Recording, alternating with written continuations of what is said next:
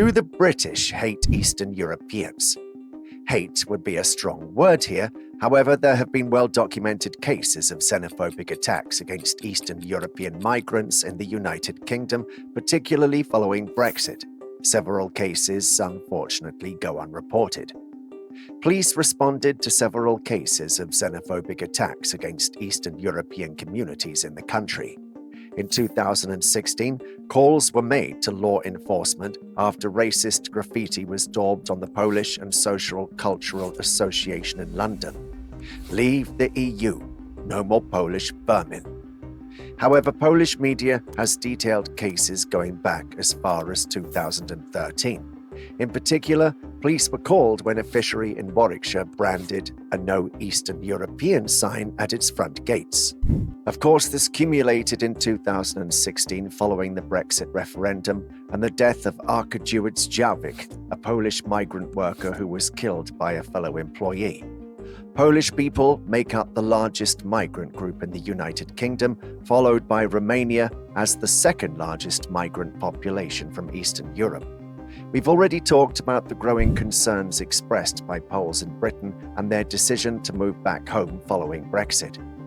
But what about Romanians who move to the UK? Are conditions back home in Romania as favourable for them too? Do they want to leave? What's next for the major migrant population in the wake of Britain's decision to withdraw from the European Union and effectively put an end to free movement? How much of a difference can 10 years make? The world has seen many major developments come its way from 2011 to 2021. We discovered water on Jupiter in 2013, SpaceX created the world's first reusable rocket in 2015, and then in 2019 the world saw its first glimpse inside black holes. Truly, a lot has changed over the decade, including the population of Romanians in Britain who also saw an astronomical boom.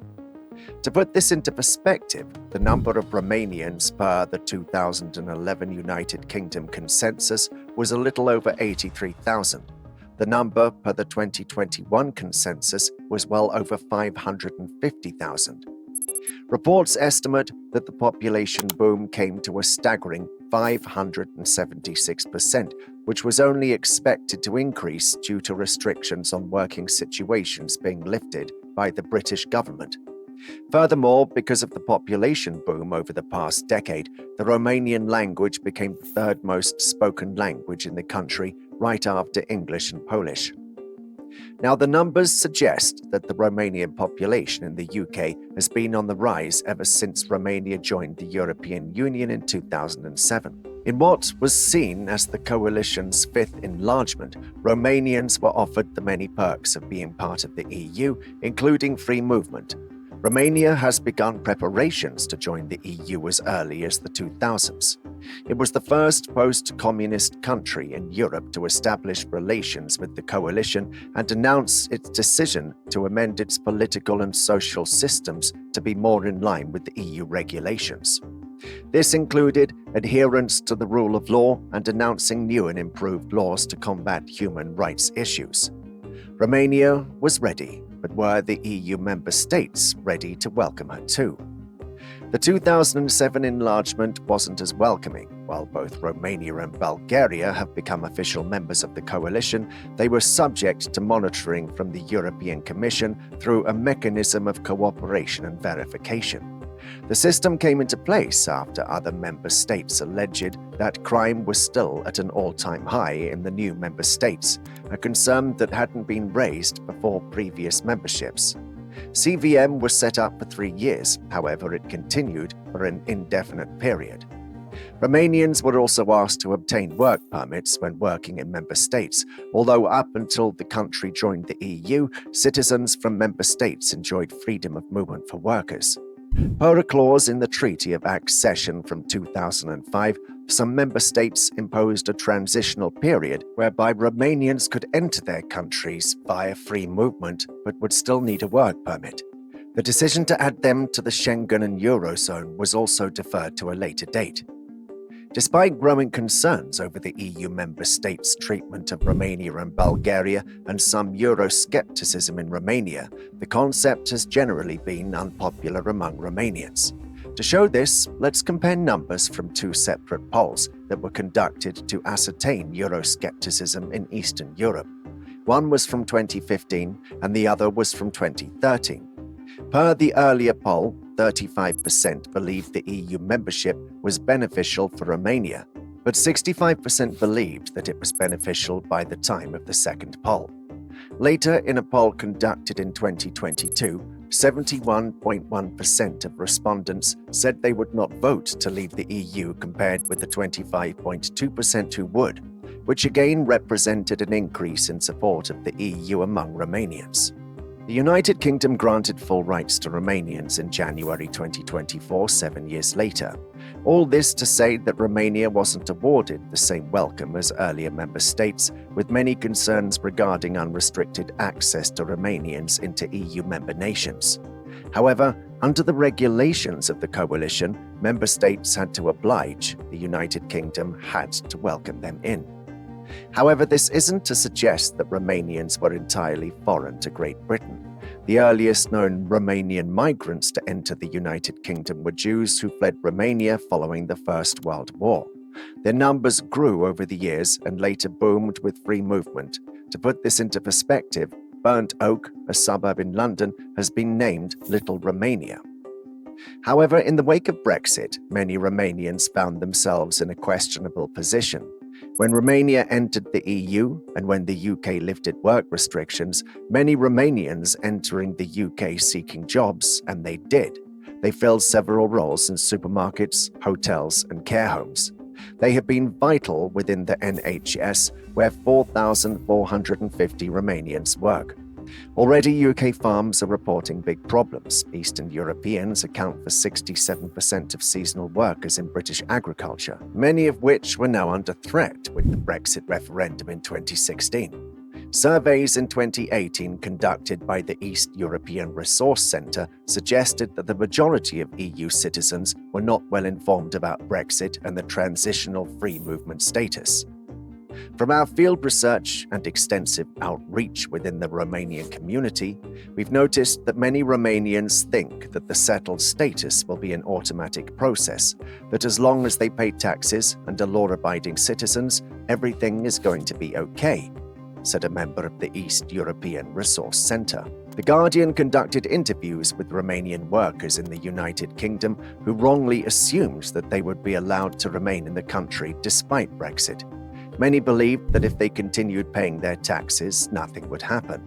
This was followed by the ONS statistic in December 2020, when the transitional period for the Three movement was about to end, wherein it showed that over 1 million Romanians had applied for settled status.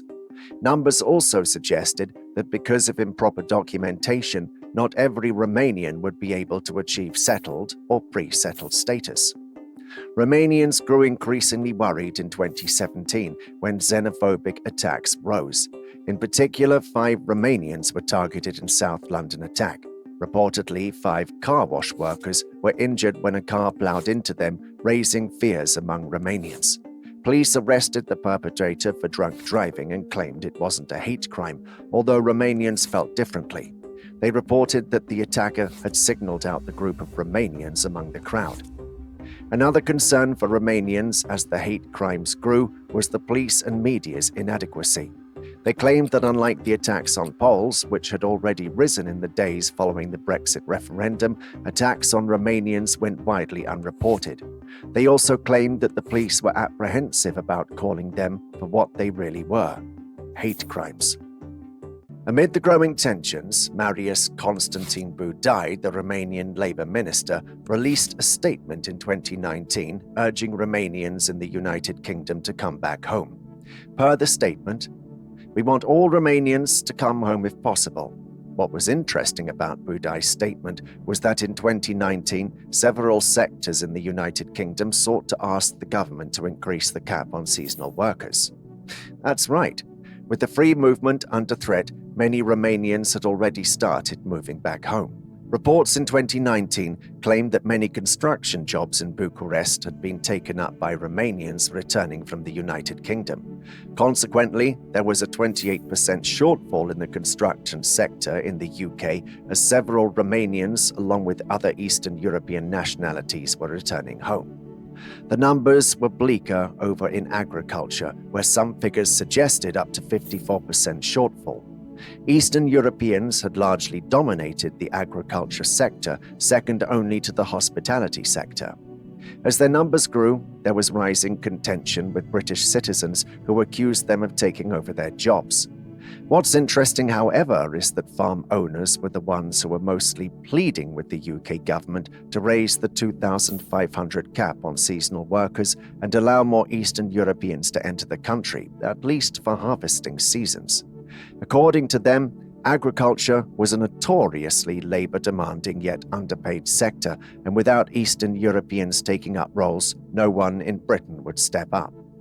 That is, despite the hordes of people complaining that Eastern Europeans were taking their jobs. No one particularly wanted those jobs anyway. To be fair, approximately 3.4 million Romanians left their country between 2007 and 2015 to escape poverty and corruption, according to a recent UN International Migration report. However, Budai assured them that the situation back home had improved. He guaranteed over 1 million jobs that were waiting for the many Romanians who had left their country. Budai, along with other several politicians, claimed that in the wake of Brexit and changing times in Romania, now was the best time as ever to return home. But will Romanians go back? Are they eager to return? According to data from the United Nations in 2018, 3.6 million Romanians lived abroad, compared with the 20 million left in the country. Romania is expected to lose more than 15% of its population by 2050. The annual growth rate of its diaspora is among the world's highest. According to Eurostat, more than a third of Romanians are at risk of poverty, and almost half of the country's children are borderline poor. More than 225,000 children go to sleep hungry, according to the charity World Vision Romania. Still, almost one-third of Romanian employees are on the minimum wage, and another fifth are on the precarious contracts that offer below that rate. The country's poor management has been evident across various political groups. EU funds have been wasted, and long-term planning is more of a concept than a reality. Key sectors like education and healthcare have been left to deteriorate.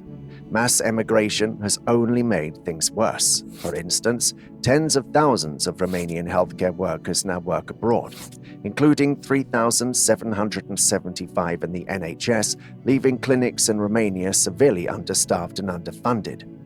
In 2010, during the economic crisis, Romanian workers faced some of the harshest austerity measures in Europe, with public sector wages cut by 25%. A wave of civic activism against the Rosia Montana gold mine, the collective nightclub fire, and corruption raised hopes for a new kind of politics, but that hope has since faded into skepticism.